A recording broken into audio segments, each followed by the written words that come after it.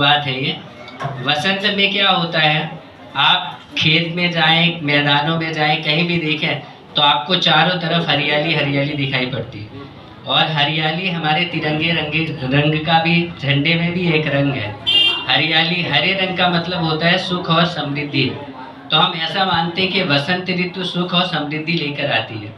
साथ में पतझड़ को इंसानों के दुख से जोड़ा जाता है, पतझड़ को, और जो वसंत ऋतु होती है उसकी सुख से तुलना की जाती है। आप कहीं भी चल रहे हो, हल्की हवाएं चल रही हो, बाल उड़ता हो, एकदम दिल खुश हो जाता है। तो ये वसंत का मौसम है। आज के 2-4 दिन बाद जब आप निकलेंगे तो सुबह 7 बजे जब आप स्कूल में आएंगे तो इतनी मस्त हवा चलेगी, कुछ कहने का नहीं। ये 2-4 दिन के बाद, क्योंकि ठंडी जाने वाली होती है और गर्मी आने वाली होती है, बीच का ये मौसम होता है। ऐसे में, और पंचमी को महीने में 2 पखवाड़े होते हैं, एक को कृष्ण पक्ष कहते हैं और एक को शुक्ल पक्ष। आप जानते हैं चंद्र की कलाएं होती है प्रतिमा से लेकर अमावस्या और पूर्णिमा तक, ठीक है। और उसमें पंचमी जो आती है, पंचमी तिथि को, शुक्ल पक्ष को, ये वसंत पंचमी मनाई जाती है। ऐसा माना जाता है कि माता सरस्वती का आज जन्मदिन है, और माता सरस्वती के जन्मदिन के अवसर पर हम ये चीज़ें मनाते हैं। और जानते हैं कि माता जी को ज्ञान की देवी कहा जाता है। मैं आपको कुछ उदाहरण पेश करता हूँ कि हमारे शरीर में आधे से ज़्यादा अंग ऐसे हैं जिन पर हमारा कोई कंट्रोल नहीं है। साथ में जो कुछ हम बोलते हैं वो पहले ब्रेन के अंदर, यानी मस्तिष्क के अंदर सोचा जाता है, सोचने के बाद वो चीज़ें बोली जाती हैं। मैं ये चाहता हूँ कि हम कोई भी ऐसे शब्दों का उच्चारण ना करें।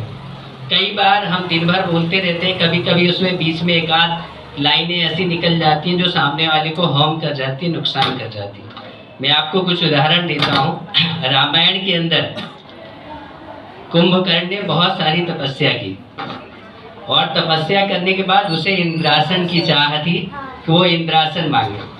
आप देखिए, देवताओं ने माता सरस्वती से प्रार्थना की कि माता जी, अगर ये इंद्रासन ले लेगा तो हम कहाँ जाएंगे।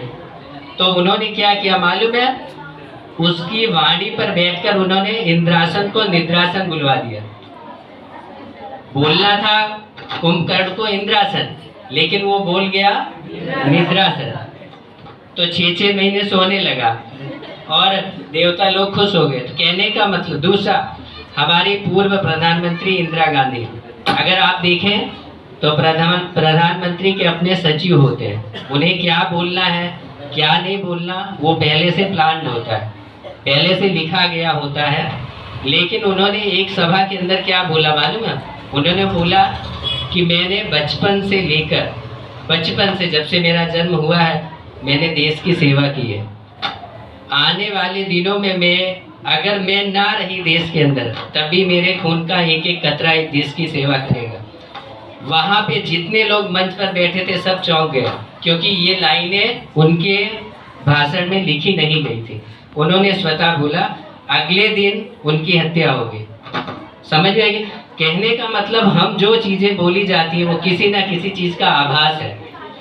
इसलिए हमेशा, जब हम तो आज यही प्रार्थना करेंगे माता जी से कि कभी भी ऐसा कोई शब्द ना निकले जो किसी को हर्ट कर जाए, किसी को कुछ परेशान कर जाए। और बोलने से पहले हमें 100 बार सोच लेना चाहिए कि कई बार अगर हम बोलेंगे तो सामने वाले पर क्या असर होगा, क्या असर नहीं होगा।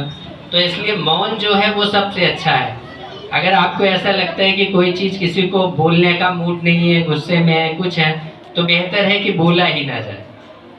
जब भी बोलिए सोच समझ कर, तौल कर बोलिए। साथ में हमने बहुत सारे काम ऐसे हैं कि जो हम नहीं कर सकते, प्रार्थनाओं से संभव है। तो अगर आप चाहते हैं कि आप जीवन में आगे बढ़ें, बहुत खूब पढ़ाई लिखाई करें, तो जब तक ईश्वर की कृपा नहीं होगी, आप देखिए रामचरितमानस, महाभारत, ऐसे कितने बड़े बड़े महाकाव्य हैं जिनके बारे में हम सोचें तो हमें लगता है कि लिखा कैसे होगा। समझ में गया? रामचरितमानस देख लीजिए कितना बड़ा लिखा गया, रामायण देख लीजिए वाल्मीकि जी ने कैसा लिख दिया है। और बहुत सारे ऐसे हमारे पास उदाहरण हैं। बिना भगवत कृपा के यानी बिना सरस्वती जी की कृपा से आप इस लाइन में कामयाब नहीं होंगे। समझ में आ गया? इसलिए आप मंच, अभी शुभ लक्ष्मी ने प्रार्थना गाई थी, गाते तो सब सारे लोग हैं, लेकिन जब आवाज़ दिल से निकलती है तो बहुत अच्छी लगती है। बहुत सुपर गीत प्रार्थना गाई। प्रार्थना नेट पर भी मौजूद है, पर मैं चूक हो गई, अगर किसी ने वीडियो बनाया हो तो बहुत सुपर गीत गाया है, क्योंकि इन्होंने दिल से गाया, मन से गाया। इनकी इच्छा है, सब कामयाब होना चाहते हैं, सब चाहते हैं ज़िंदगी में कामयाब हो, और कामयाब होने के लिए मेहनत करनी पड़ती है। और जब मेहनत करेंगे तभी हमें, मेहनत के साथ साथ हमारी प्रार्थनाएं भी हमारे काम आती हैं। अगर पता लगा हमारे साथ कुछ गलत होने वाला है, लेकिन प्रार्थनाओं से उन्हें टाला जा सकता है। सावित्री जैसे उदाहरण हमारे पास हैं। सत्यवान के मर जाने के बाद भी सावित्री जी ने उन्हें वापस जिंदा करवाया यमराज से। तो हमारे पास प्रार्थना की एक ऐसी शक्तियाँ हैं जिससे हम कोई भी चीज़ असंभव को हम संभव कर सकते हैं। तो ये गुण हमें ग्रहण करने चाहिए, ये चीज़ें हमें सीखनी चाहिए। अगर हम ये चीज़ें सीखेंगे तो हम जीवन में बहुत सारे आगे बढ़ेंगे। और आप तो 10 और 12वीं के बोर्ड में जा रहे हैं, प्रार्थना करिए, मेहनत करिए, जीवन में खूब कामयाब बनिए, आगे आपका भविष्य उज्जवल हो। Thank you so much.